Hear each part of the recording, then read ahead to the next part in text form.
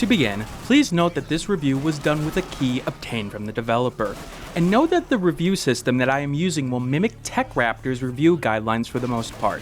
You can find their review criteria in the description below. Hatred, the game put out by the studio Destructive Creations, has risen to a level of controversy we haven't seen in the video game industry for a long while. There's been a lot of moral outrage about what is a work of fiction, and it's the first adult-only game rated in a long while. For all the controversy that the game has generated, does the game push the boundaries of the medium in a meaningful way? Or does all the controversy and attention that the game got get blown out of proportion for a game that might have not gotten the attention for its gameplay and other mechanics? Let's dive into the world that is Hatred. What is important is what I'm going to do. Let's start with the story, which is really bare bones when it comes down to it. Our nameless protagonist basically is ready to end his life, and is ready to take a bunch of people with him. And that's really it. You follow him along 7 different levels, escalating his levels of destruction as he goes through such locations as the downtown of a city to an army base. In terms of characterization or other major characters, there are none. You learn nothing about the world, the character, or anything of any significance as you play through the levels. If you were looking for some detailed reason behind his motives, something to attempt to explain the basis of gameplay here, you won't find it, because it doesn't exist. That's all I can really say about it, as it's only there as a shell for the gameplay in question.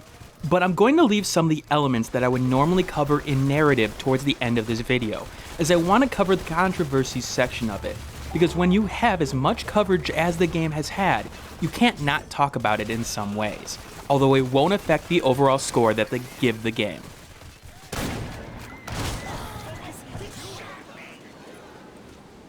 The game was developed in the Unreal 4 game engine, and at times, the game looks rather nice in gameplay when you look at the fine details rendered, especially when it comes to the environments. Seeing the detail of roof paneling, for example, can really look rather nice, and it's a good example of what future creations of that engine can really bring to the forefront of gaming. In particular, lighting is probably one of Hatred's standout features. Light sources glow in natural ways, and can be rather dynamic in nature, like the light coming from a train car window, or the lamps within a train car. You definitely feel areas that are devoid of light, and I have to say from a technical standpoint, it does rather well. The use of color is one of the strengths that the game has as well. With the game being mostly in black and white, the few elements that do show color come alive and draw your attention rather well, with even simple things like a television screen or a neon sign. This does well to complement combat to a certain extent. Elements that can be used to your advantage, like explosive items, become painfully obvious, which is important as they are a key element of combat with the destructible environments.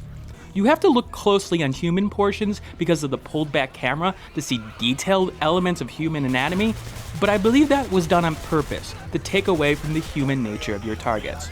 I will say that the cutscenes, and in particular your protagonist here, is a little bit off. I don't know what to say about it, it just looks weird at times. However, I really have to talk about the camera. At times, the camera does some really strange things, and can be really hard to see what's coming at you, or will lock you in a look where you're aiming that really doesn't make a lot of sense. You have no control over this either.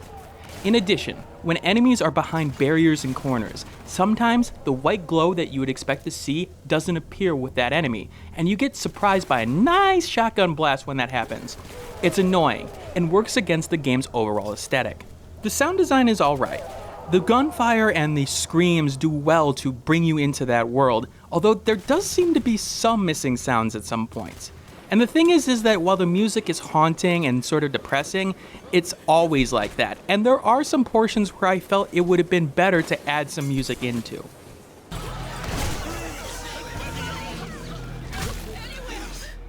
Hatred is a top-down shooter that allows you to carry up to 3 firearms at a time, as well as 3 different grenade types: a regular grenade, a Molotov cocktail, and a flashbang. The job in each mission is pretty much the same when it comes to it: kill a bunch of people. I mean, there's some variation in this. Sometimes you'll be asked to crash a train, or to slaughter a gun enthusiast get-together, but most of the objectives and what spawn out of them revolve around killing a bunch of people. Each time you complete an objective, however, you'll be given a respawn token. That token will be used once you die, and you'll respawn in that spot where you got the token in question. That hurt the pace of the game at times, as you spawn all the way on the other side of the map and now have to make your way all the way back over to where you died. As you cause more destruction and chaos, you'll get more and more forces, starting with cops, then SWAT, then the military. Now, Hatred is your typical top-down shooter, however, it has some problems. One of the problems I had with it was variation in weapons. When you have something like Nation Red, for example, that has so many different weapons, and you go to Hatred, there's a little bit of a difference there. You do have your pistol, your assault rifle, your SMG, your rocket launcher, but there's not a lot of variation other than the rocket launcher in terms of firing and gameplay. And that does hurt the game overall. You don't have a lot of strategy in that portion. And to continue on that point, that's where I have a lot of problems with Hatred. On one hand, there are several targets for you to take out, and there can be certain enjoyment when causing, for example, a gas station to blow up. But when it comes to the gunplay and gameplay, there's just not enough variety. Part of that is due to the different enemy types, and by that, I mean whether they're armed or not. Oh, don't get me wrong, the soldiers, for example, have armor and can take more hits, but when it comes to strategy, it just doesn't compare to games like Nation Red in terms of tactics. I really find the game to be a rather dumb shooter when it comes down to it, which doesn't help when the game's way of upping the difficulty is to throw more enemies at you, and that can make you get overwhelmed even on the easiest of modes rather quickly. I'm going to allude to this design problem later on. Now, in terms of controls, you can aim down the barrel of your gun, and here's what I have to say about it. This game was designed with the keyboard and mouse in mind, and not the controller. When using the Xbox controller, which is what I prefer for twin-stick shooters, the right stick acts as a mouse to point where you are aiming. But in multiple occasions when using it, the needed precision that was required so that the camera didn't take a really funny angle so that I could actually see what I was doing, pretty much threw the Xbox controller out of the equation. I had a much easier time with the keyboard and mouse, and it became painfully obvious once I started using them. For the most part, the keyboard and mouse works well, but I found that at close range, the shotgun needed precision that I had to keep on upping and downing the mouse sensitivity so that I could still fire with things at range. Part of the major complaint I have about the game is in its health mechanics, and it's not for the reason that you may think. The idea here is that in order to regain life, you have to execute your victims. These are enemies that you have hit with bullets and are writhing on the ground in pain and agony, and you basically put them out of their misery. After the first several times when seeing the cutscene, you'll want to turn them off because they get rather repetitive. But what's my major complaint here? Well, it's the mechanic itself in terms of the gameplay. The problem is the mechanic punishes those players that are efficient with their weapons in terms of dealing out kills. Now in these games, I'm primarily a shotgun user because I like to be in the action. Being too proficient with a shotgun means that enemies will die, not get wounded, which means there's no one to heal off of. It's almost like the game wants you to clip people and then take them out, and I honestly wasn't a fan of it. Several times I died because I honestly couldn't find anyone to gain health off of, and got tired of trying to find a lone straggler in the game to chip away at with the pistol. Now, it does add to the idea of going in and then retreating, but again, we're talking about game pace with combat here. It really hurt the pace of combat in my opinion, which is critically important in a game like this. Unlike other games where you want breaks to counter the highs of gameplay, I felt that top-down shooters were always at their best when keeping the consistency of the fight going. In this case, I felt like the game wanted to highlight the executions. They needed a different mechanic, however, in order to do it, because this overall worked to hinder the gameplay. I will say this, one of the most enjoyable parts of this game was its destruction mechanics.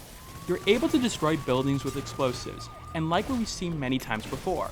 But beyond that, when shooting through walls, buildings will actually break apart piece by piece to a level of detail that I haven't seen in games like this before.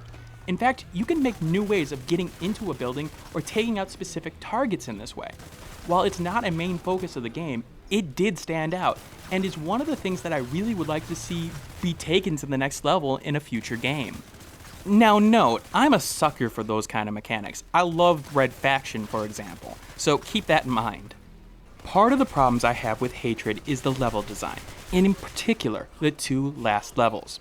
The two last levels heavily rely on sniping, and this is critical, because there's no such thing as a sniper rifle in this game. Now, why do I say that? There's too many high-powered enemies in one area, which was a big part of the problem.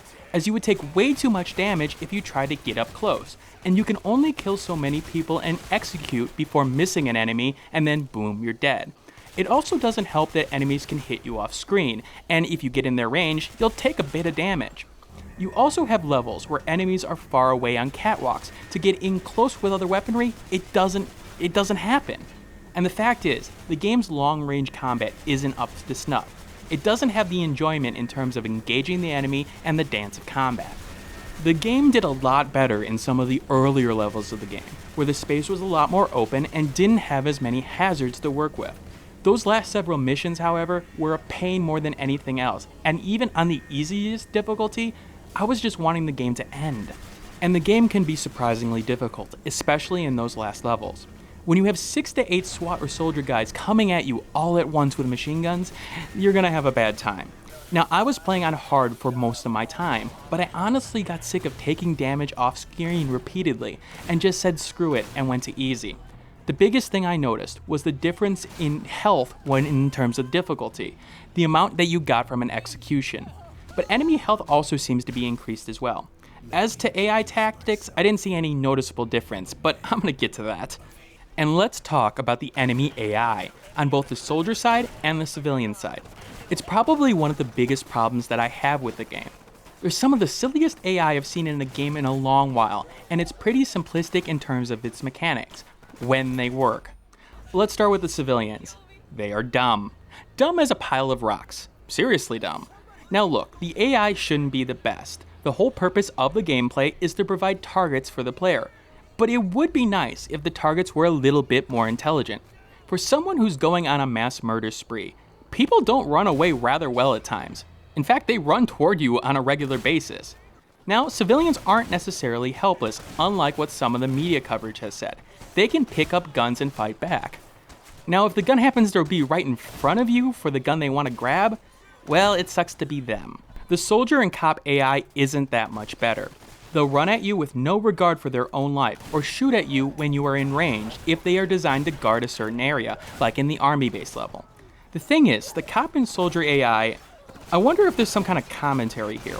You see, they will at times decide that walls between you and their rocket launcher doesn't exist. You know, for guns, this could have made a bit of sense with the destruction mechanics, but with the rocket launcher, it's really silly when you think about it. But the fact that a person fired a rocket launcher at me when right next to a wall, that should say enough about the situation. Also, they can kill civilians with crossfire on a regular basis. In fact, just for the sake of argument, I decided to see what I could do in terms of not firing a single bullet and being a pacifist, to see how many people would die to crossfire and enemy stupidity. So far, in one run, I can get up to 12 people dead without actually firing a single bullet. I think it's technically possible to do a pacifist run on this game in some way. It'd be hard as hell and would be a major accomplishment, but I think it's technically possible.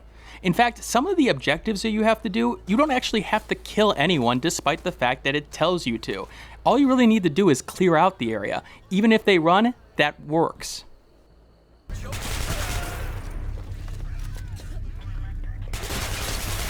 Overall, the game is technically sound and has some good visuals and some interesting mechanics within it. I love the destruction mechanic, for example. But when it comes down to the actual gameplay, that's where I have major problems.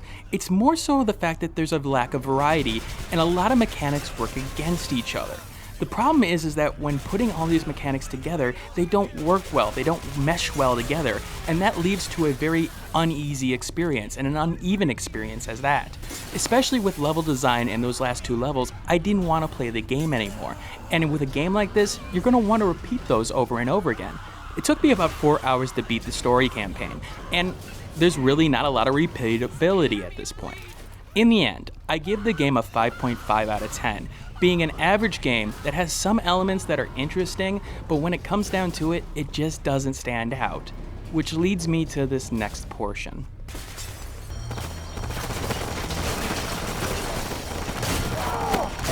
Now, unlike the other parts which were scripted, this is going to be a little bit more freeform for me because I really want to have a sort of a stream of consciousness on it. Now, is the game really deserving of its adult-only rating? I honestly don't think so. Now, I do want to go into some parts because I think there is a portion of this game that made me uncomfortable. The visuals, on one hand, never did. I understand that there's the idea of executing people, and we've seen that before. I feel like there's been a lot worse representations of that, such as the GTA 5 torture scene, for example, that it never really clicked in terms of that. There is something to say where you don't know the protagonists, you don't know these people that are sort of just soldiers that are going to slaughter in some ways. Some of them are innocent civilians, and some of them are innocent in terms of they've never done anything to you. But you never really get that connection. The fact is that other games of that medium, especially even ones that have aliens as the enemies, you can say the same thing at times. So I never really got the sort of moral outrage on that portion in terms of the visuals. The thing that actually bothered me a lot more was actually the audio. When people are pleading for their life. And even though I never got the connections, like I said before, in terms of characters, there was still something uneasy about a person sort of pleading for their life in terms of, I've got a family or, things like that, where it did start to make me uncomfortable the amount of times that I heard it. I will give them credit in terms of the voice acting because there was a good mix there that really made me, sort of sit there and, shiver a little bit. And I will give that game that. It did effectively sort of get to me on that level. Now, the thing is that I still am trying to figure out where the adult rating here comes in. I understand the story context in terms of the idea of mass murder and genocide and the idea of going on this unmistakable killing spree. But the thing with the media like that is that I don't see it connecting that much with people. Again, when you need hooks, you need things that where it really plays to a person's sort of inner strength or, their insecurities in order to connect with them. I found things like let's say, for example, the Mass Effect 3 genocide storyline with the Krogans, for example, to be a lot more effective. The thing is that you could choose to basically, cut off their race. That, to me, is a lot more evil because you knew about these Krogans. You knew what they were going through. You had fought with Rex, for example. You had fought with Grunt. You had that emotional connection, and if you chose not to go with it, that to me would have been true evil. I mean, the idea of these people, what they're capable of. Not to say that you can't do evil on top of people who you don't know. Of course you can, but you're asking me to be emotionally involved with this. I don't think it's a case of desensitization either. The fact is like, as I showed you before, Mass Effect 3, I got that sort of feeling like there's no way I'm ever going to do this. In this game, again, it's sort of a means to an end. The fact is the game sets you up in this situation to say, this is your objective, and that's how you're going to get through it. The idea of choice in games has been talked about for a while now, but when you have something like that, where you have the effective choice of doing something or contextual choice, Manhunt 2, Total Biscuit said this on his little violence speech the other day, that you had to hold down A and it would be more brutal kill. That's your choice to hold it down for that long. That's you getting involved with it. Here, again, it's just the means to an end. And the thing is that, like, the executions, for example, they were just health at that point. Again, if you replaced all these enemies with aliens, for example, it's the exact same thing in my mind. The thing is that you are basically slaughtering a bunch of people that didn't do anything to you. And it's hard for me to understand the moral outrage on this when you need a connection. You need a human connection there. Now, will I understand why people were concerned about the, some of the visuals that came out of it, some of the trailers? I will understand that. Of course I will. Do I understand why there was such a need to go into a moral panic over it?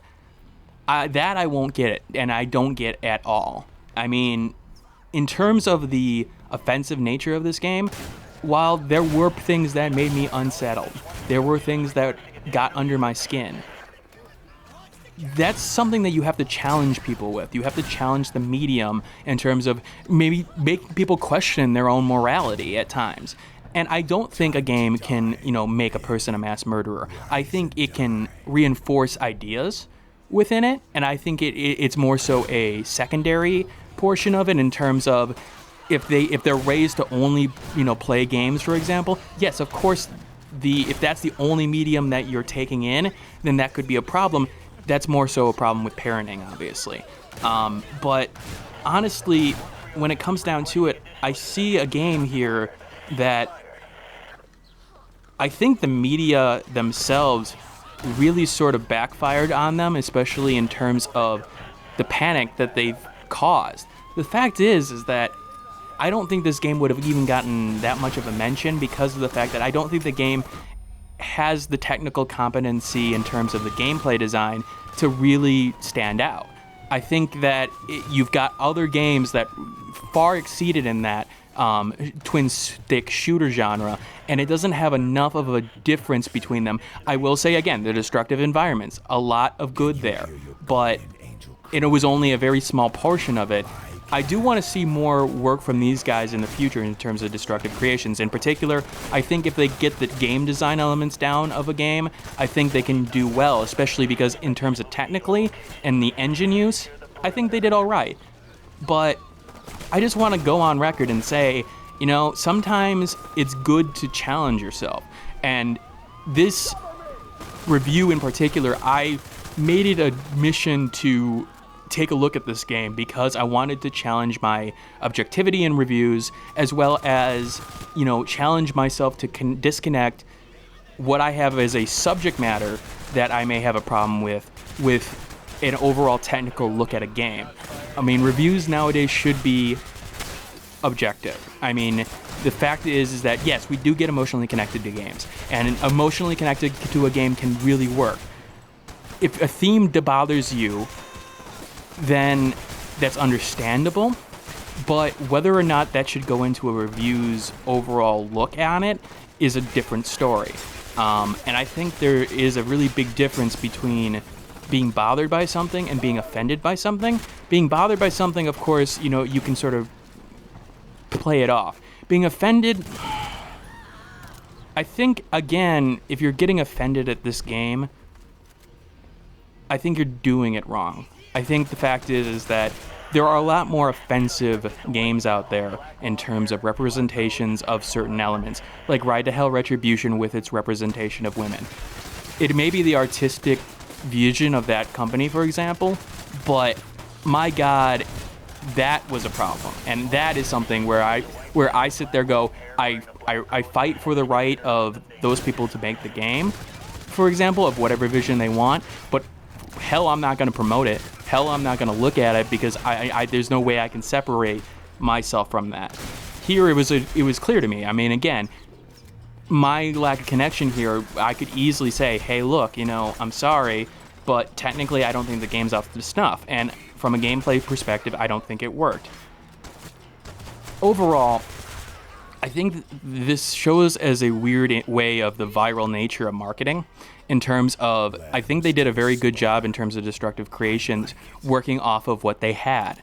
The fact of the matter is that people got angry at the game and they used that to their advantage, and good on them. Good on them for, using that.